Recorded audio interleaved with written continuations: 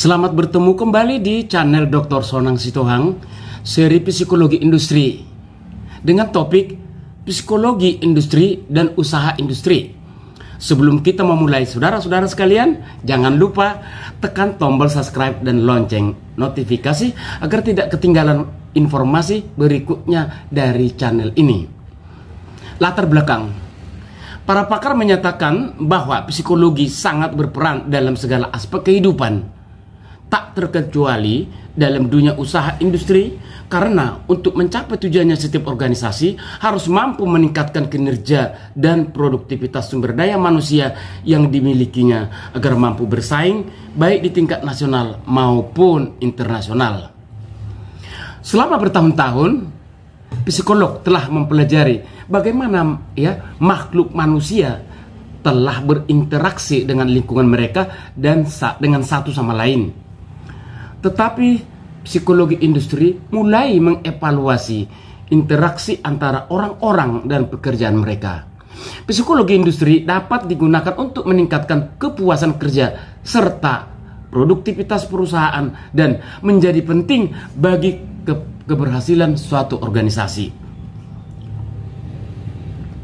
Psikologi industri mengacu pada proses perilaku pada suatu organisasi. Misalnya, ketika mengevaluasi hubungan seseorang dengan pekerjaan mereka, mereka menganalisis cara seseorang bekerja, keterampilan mereka, tugas, kewajiban, dan umumnya kepuasan dengan pekerjaan mereka sehari-hari. Informasi ini sangat membantu untuk sumber daya manusia, departemen, dan pengawas perusahaan yang harus membuat program pelatihan dan manfaat sistem umpan balik dan membuat keputusan rekrutmen serta terlibat dalam praktek-praktek perekrutan. Sebagian besar perusahaan menggunakan psikologi industri untuk melatih staf mereka sendiri sehingga organisasi dapat berjalan lancar dan pada kapasitas puncak. Peran psikologi dalam dunia usaha industri sangat besar dalam mengembangkan sumber daya manusia dan organisasi. Namun, pada kondisi saat ini masih banyak ditemukan pelaku bisnis yang belum mampu memahami psikologi seseorang dengan baik dalam lingkungan bisnisnya sehingga sering mengalami kendala. Psikologi sendiri adalah sebuah ilmu yang mempelajari tingkah laku manusia atau hal yang berhubungan dengan kejiwaan seseorang. Nah, dalam dunia bisnis terdapat banyak faktor psikologis yang dapat mempengaruhi kinerja sumber daya manusia yang dimiliki, sehingga dengan kondisi tersebut membuat seseorang pemimpin yang mengelola perusahaan harus mampu memahami psikologi karyawan yang bekerja dalam perusahaannya kalau dia ingin perusahaannya akan lebih maju. Nah, dalam dunia usaha, psikologi disebut sebagai psikologi industri. Psikologi industri adalah ilmu yang mempelajari manusia dan segi-segi kejiwaan dalam konteks kerja di industri atau perusahaan secara sistematis dan ilmiah.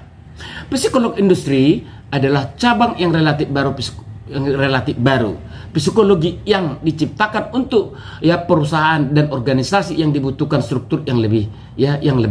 Psikologi industri mampu menyediakan struktur ini dengan menilai perilaku karyawan demi perbaikan perusahaan atau eksistensi perusahaan. Hal ini sering disebut sebagai organisasi psikolog karena penekanannya pada analisis individu yang bekerja untuk berbagai organisasi.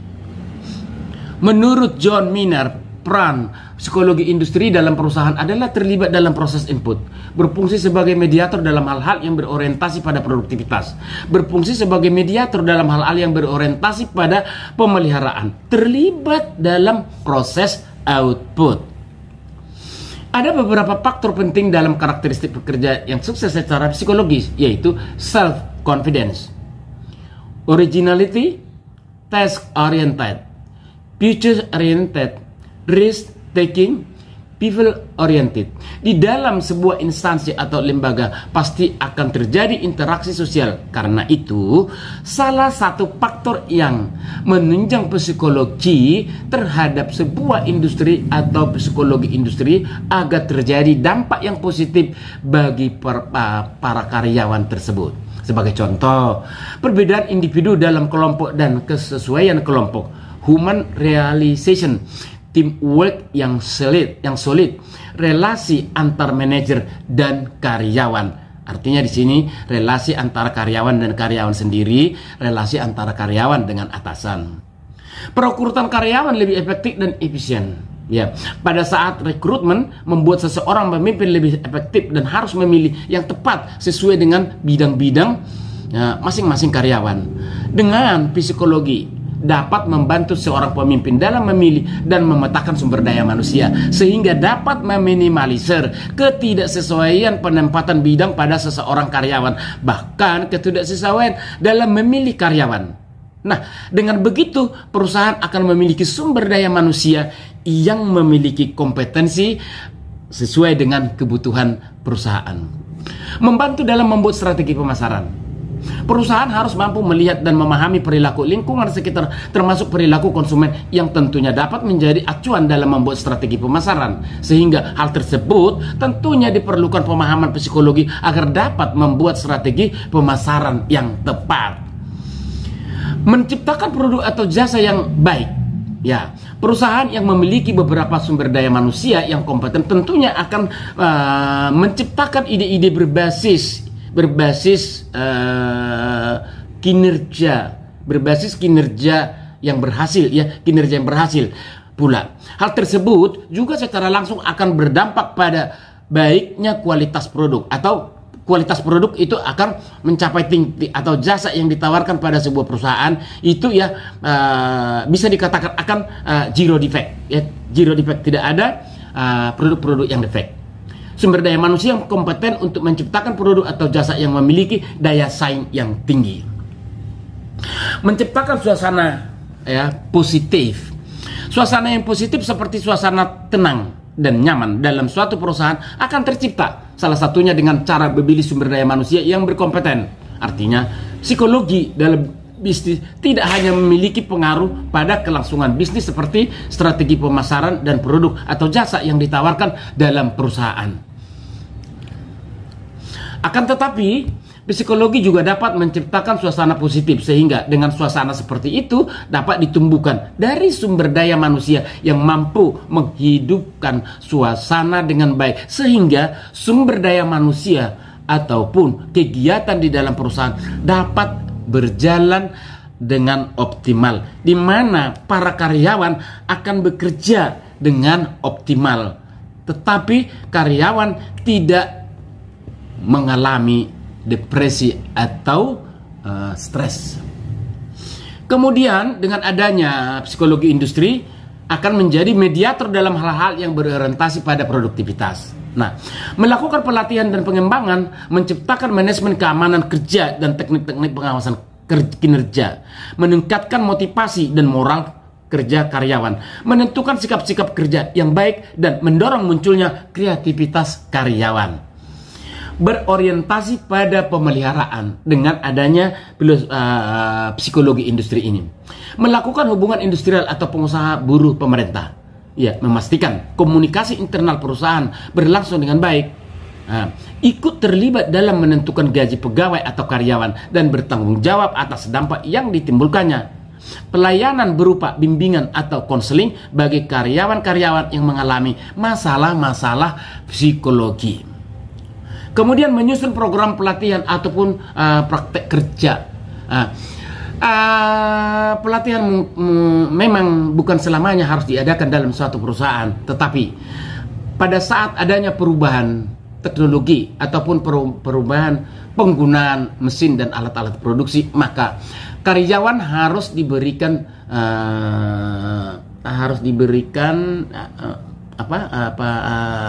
pengetahuan teknis tentang penggunaan daripada mesin-mesin tersebut. Ya, harus menjelaskan tentang karakteristik mesin tersebut secara keseluruhan dan bagaimana menggunakan mesin tersebut agar mesin tersebut dapat efisien dan efektif. Itu maksudnya.